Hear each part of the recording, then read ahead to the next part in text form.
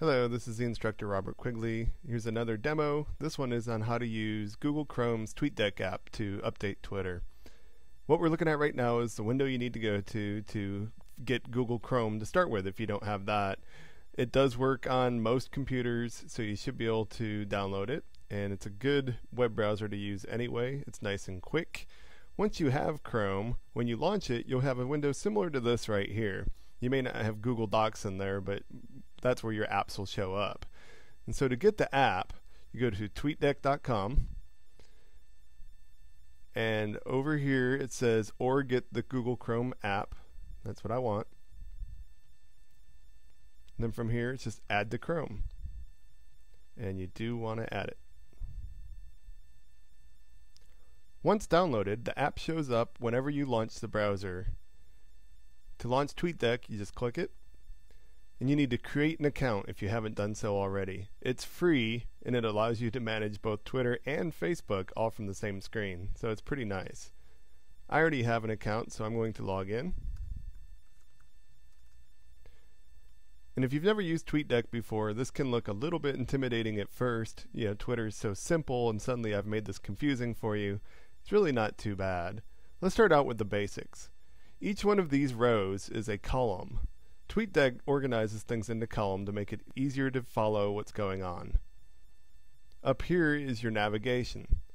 And you can see as you mouse over it that it tells you what each navigation bar does. Some of them will include just my tweets, interactions with Socialnn, because I've added this account to my Tweetdeck account already, mentions to Socialnn, so anybody trying to talk to us with an @reply. Funny Twits is actually a Twitter list that I've created that I have going into a column, and my own personal timeline.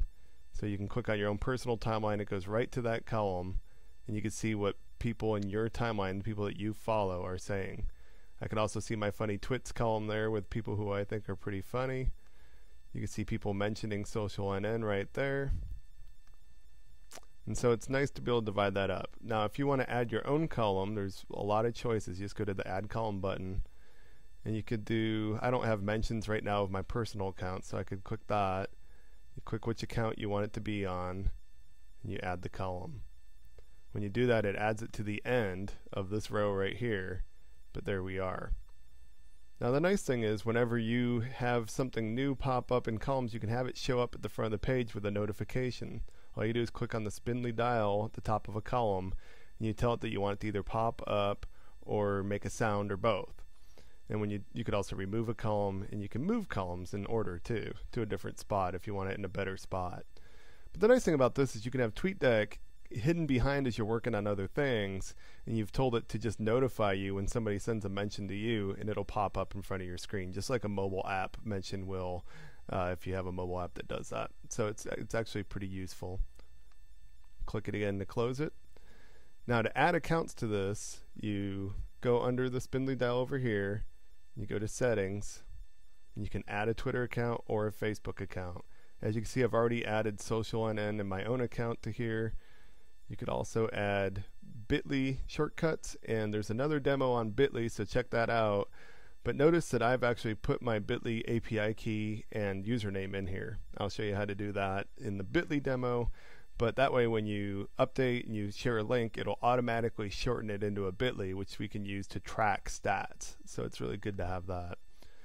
But actually I was gonna, so let's add my Facebook account, see how that works. It's authorizing me, sure. Alright, so now my Facebook account is on there too. I use the same photo for that as I do for Facebook. And you can see that one of my Facebook notifications popped up. Somebody mentioned me in a comment, so it'll even do that. Now if you want to tweet something, this isn't just for finding out what's going on out there, you could also post things. There's this button right here, and I can, from various different things that I have control over, I can send messages. So from Socialnn, if I wanted to, it tells you from Socialnn, I can post a message. As you can see as I type, the countdown is for how many characters you have left goes down, so you can see exactly how much space you have left.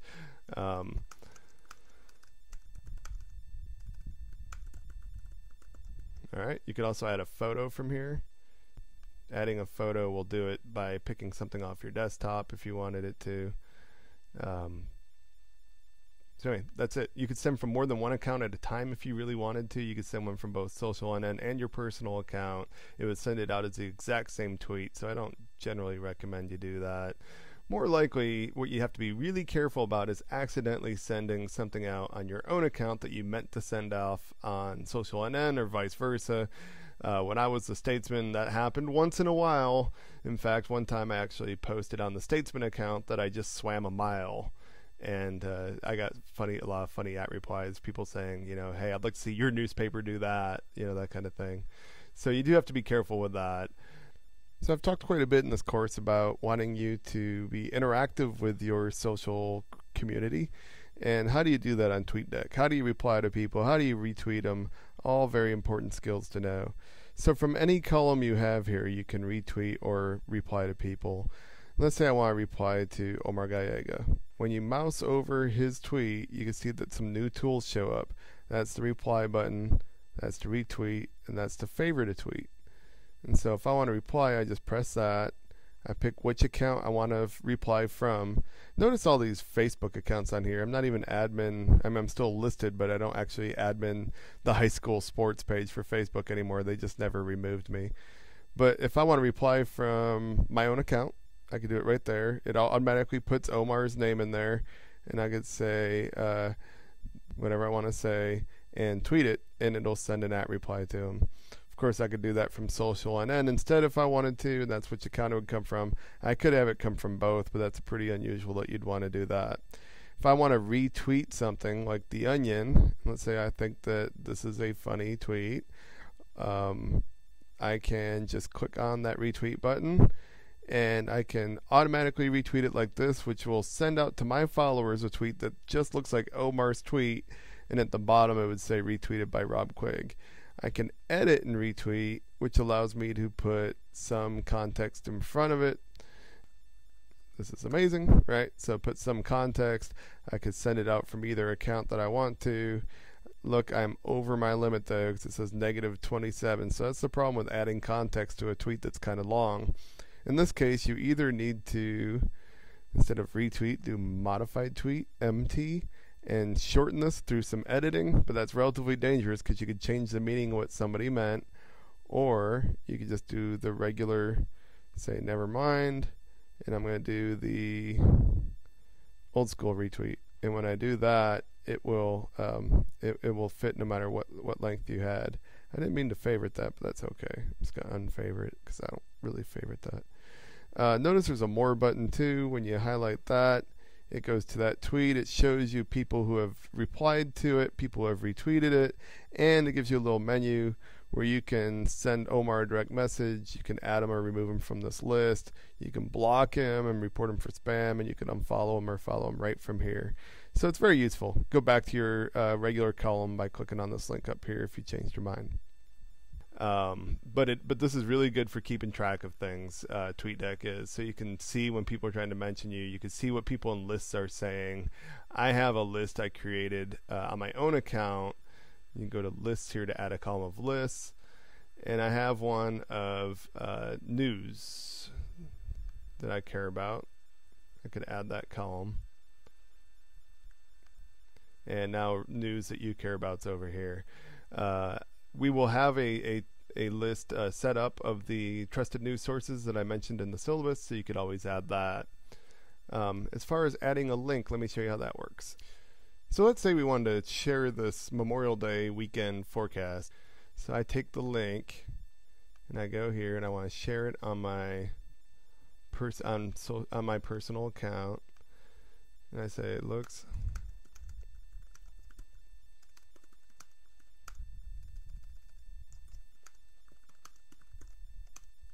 and I share the big long link, and it says link will appear shortened.